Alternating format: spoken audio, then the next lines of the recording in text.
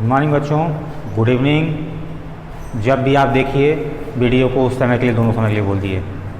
अगर मॉर्निंग में देखते हैं तो मॉर्निंग और इवनिंग के लिए इवनिंग। क्लास 10th की केमिस्ट्री हम पढ़ा रहे थे और उसमें metal and non metals chapter चल रहा था। ठीक है, काफ़ी टॉपिक मैंने उसमें पढ़ लिए थे। अब कुछ टॉपिक्स बचे हैं।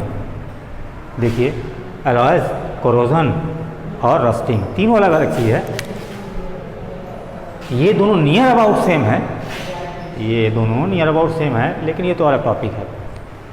ठीक है, तो पहले अलॉयज, पहले कोरोजन शुरू करते हैं। कोरोजन क्या होता है?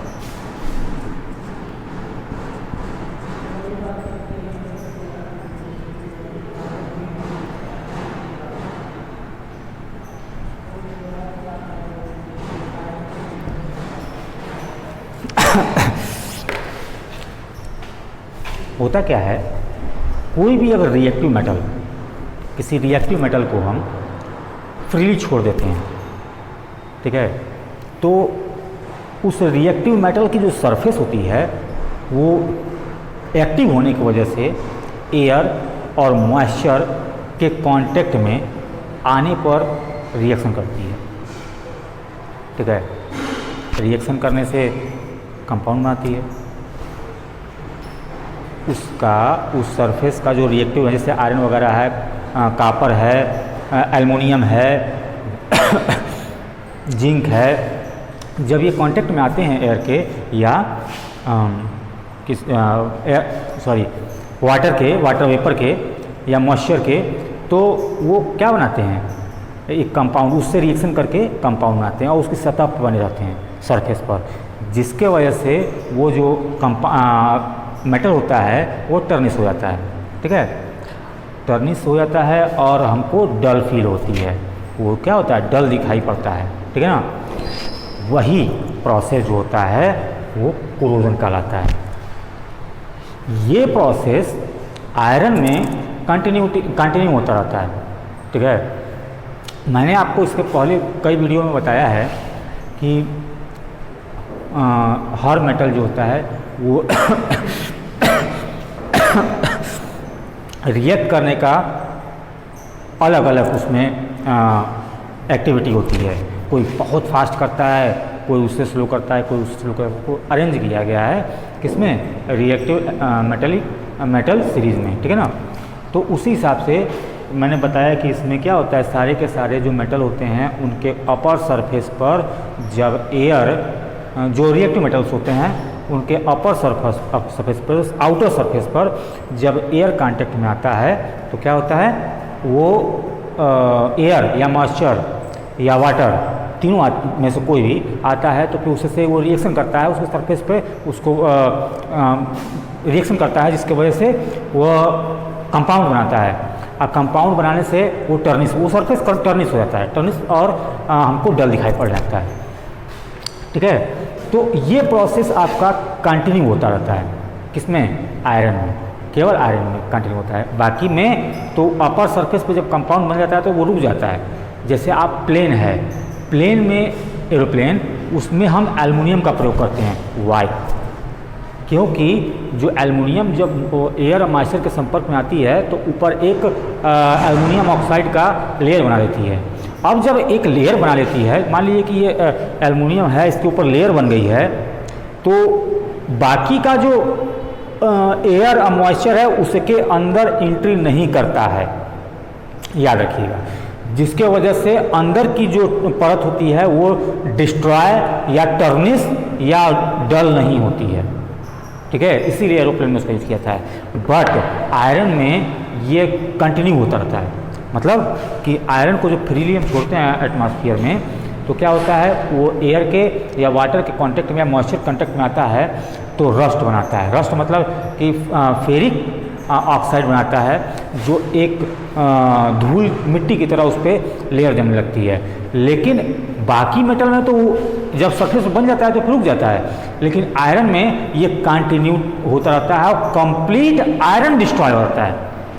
कंप्लीट आयरन तो इसको आयरन के में क्या कहेंगे, रस्टिंग कहेंगे, और बाकी में कोरोजन कहते हैं। ठीक है, अब आते हैं हम नेक्स्ट टॉपिक पर, एलॉयज।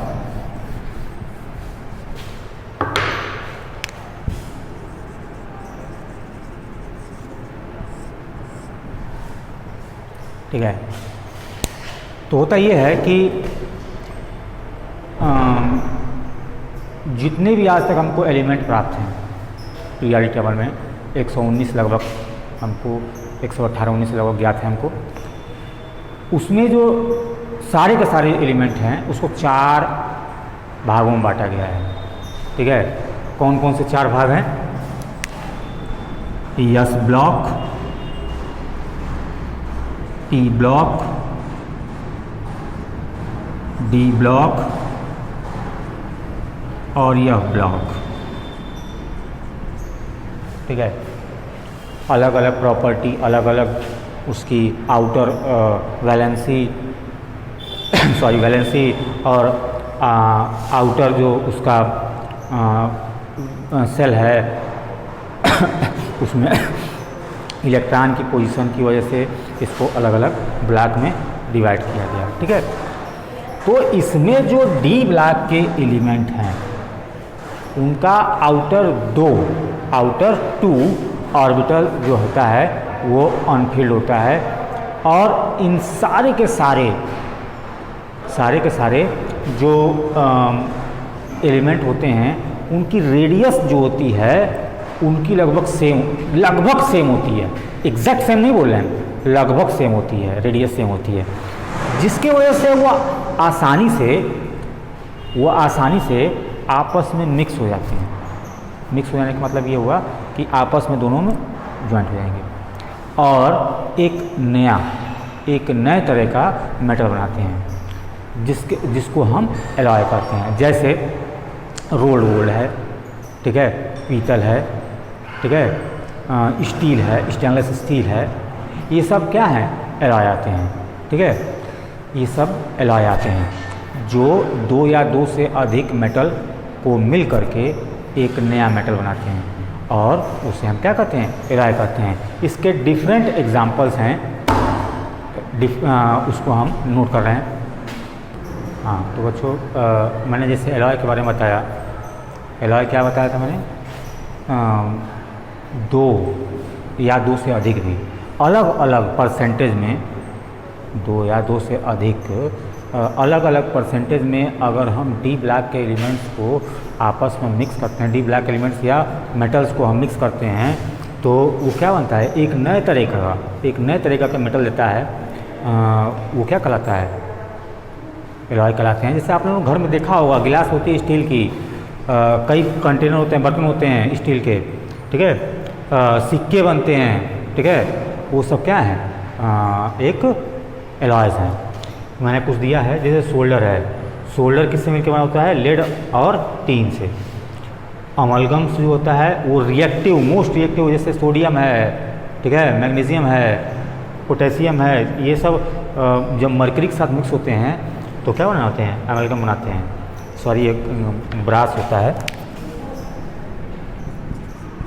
ब्रास, वो किसका मिक्सचर है, कॉपर होता है और जिंक होता है। ब्रॉन्ज होता है वो कॉपर और टिन होता है। इस तरह और भी बहुत सारे हैं। आप लोग डिफरेंट जितने भी तरह के आपको स्टडी करने को मिलते हैं, आप कहीं से ढूंढ कर बुक से उसको ग्रुप में डालिएगा, ठीक है। मैं उसको चेक करूँगा कि आपने कितने एलॉयज के बारे में स्टडी की और उसका परसेंटेज वगैरह। लगभग ये चैप्टर आपके मेरे अकॉर्डिंग ख़त्म हो चुका है। अगर कुछ बचा होगा तो आप ग्रुप में हमको सेंड करके बताइएगा कि सर ये छूट गया है, आप इसे पढ़ा दीजिएगा। Thank you.